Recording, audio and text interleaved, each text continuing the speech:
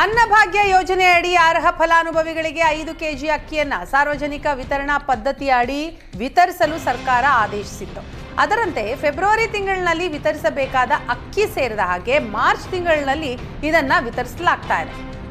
March 1ರಿಂದ March 31ರವರೆಗೆ ಬೆಳಿಗ್ಗೆ 7 ಗಂಟೆಯಿಂದ ರಾತ್ರಿ 8 ಗಂಟೆಯವರೆಗೆ ಬಾಕಿ ಉಳಿದಿರುವ ಪಡಿತರ ಚೀಟಿಯಲ್ಲಿನ ಸದಸ್ಯರುಗಳು KYC ಮಾಡಬೇಕು. ಇದಲ್ಲದೆ ಪಡಿತರ ಚೀಟಿದಾರರು ಬಯೋ ನೀಡಿದ ತಕ್ಷಣವೇ ಪಡಿತರ ಪಡೆಯಬೇಕು ಅಂತ ಕೋರಲಾಗಿದೆ. KYC ಮಾಡಿಸಲು ಪಡಿತರ ಚೀಟಿದಾರರು ಯಾವುದೇ ಶುಲ್ಕ ನೀಡುವಂತಿಲ್ಲ. ಪಡಿತರ ಚೀಟಿದಾರರು ತಮಗೆ ಹಂಚಿಕೆ ಮಾಡಿದ ಆಹಾರ ಧಾನ್ಯವನ್ನ ಕಾಳಸಂತೆಯಲ್ಲಿ ಮಾರಾಟ ಮಾಡಿದರೆ ಅಂಥವರ ಪಡಿತರ ಚೀಟಿ ರದ್ದುಪಡಿಸಲಾಗುವುದು. ಅನಧಿಕೃತವಾಗಿ ಕಾಳಸಂತೆಯಲ್ಲಿ ಆಹಾರ ಧಾನ್ಯ ದಾಸ್ತಾನು ಸಾಗಾಣಿಕೆ ಮಾಡುವವರ ವಿರುದ್ಧವೂ ಕ್ರಮ ಕೈಗೊಳ್ಳಲಾಗುವುದು ಅಂತ ಆಹಾರ ಸರಬರಾಜು ಇಲಾಖೆ ತಿಳಿಸಿದೆ. ಪಡಿತರ ವಿತರಣೆಯ ಕುರಿತು ಏನಾದರೂ ದೂರುಗಳು ಇದ್ದಲ್ಲಿ ಸಹಾಯವಾಣಿ ಸಂಖ್ಯೆ 1967ಗೆ ಕರೆ ಮಾಡಿ ದೂರು ಸಲ್ಲಿಸಬಹುದು ಅಂತ ಬೆಂಗಳೂರು ನಗರ ಜಿಲ್ಲಾಧಿಕಾರಿ ಜಿ ಜಗದೀಶ್ ತಿಳಿಸಿದ್ದಾರೆ.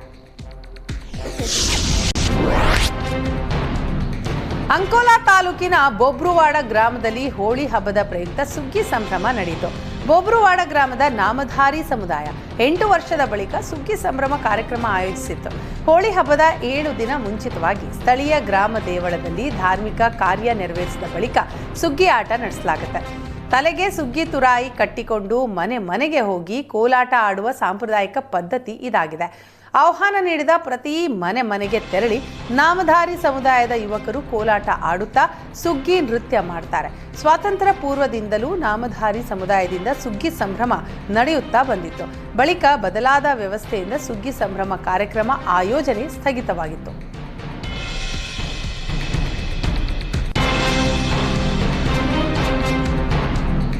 ಇತ್ತೀಚಿನ ದಿನಗಳಲ್ಲಿ ಬಹು ಜನಪ್ರಿಯವಾಗ್ತಾ ಇರುವ ಪಿಕಲ್ ಬಾಲ್ ಆಟದ ಬಗ್ಗೆ ಅರಿವು ಮೂಡಿಸುವ ಶೃಂಗಸಭೆ ಬೆಂಗಳೂರಿನಲ್ಲಿ ನಡೆಯಿತು. ಸೇಂಟ್ ಜೋಸೆಫ್ ಇನ್ಸ್ಟಿಟ್ಯೂಟ್ ಆಫ್ ಮ್ಯಾನೇಜ್ಮೆಂಟ್ನಲ್ಲಿ ಕರ್ನಾಟಕ ಪಿಕಲ್ ಬಾಲ್ ಅಸೋಸಿಯೇಷನ್ ವಾರ್ಷಿಕ ಪಿಕಲ್ ಬಾಲ್ ಶೃಂಗಸಭೆ 2025 ಆಯೋಜಿಸಲಾಗಿತ್ತು. ಕ್ರೀಡಾಪಟುಗಳು, ತರಬೇತುದಾರರು, ಕ್ರೀಡಾ ತಂತ್ರಜ್ಞಾನ ಸಂಸ್ಥಾಪಕರು ಮತ್ತು ಉದ್ಯಮಿಗಳು ಸೇರಿದಂತೆ 200ಕ್ಕೂ ಹೆಚ್ಚು ಜನರು ಭಾಗವಹಿಸಿದರು. ಈ ಶೃಂಗಸಭೆಯಲ್ಲಿ ರಾಷ್ಟ್ರವ್ಯಾಪಿ ಪಿಕಲ್ ಬಾಲ್ನ ಬಗ್ಗೆ ಜನರಿಗೆ ಅರಿವು ಮೂಡಿಸಲು ಕರೆ ನೀಡಿದರು.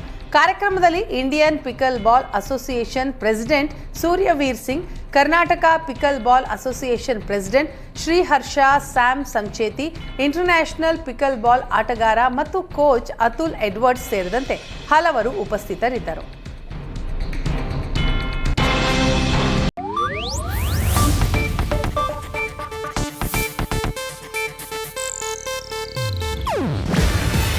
ಇದು ಏಷ್ಯಾನೆಟ್ ನ್ಯೂಸ್ ನೆಟ್ವರ್ಕ್ ಪ್ರಸ್ತುತಿ. ನೀವು ನೋಡ್ತಿದ್ದೀರಾ ಏಷ್ಯಾನೆಟ್ ಸುವರ್ಣ ನ್ಯೂಸ್.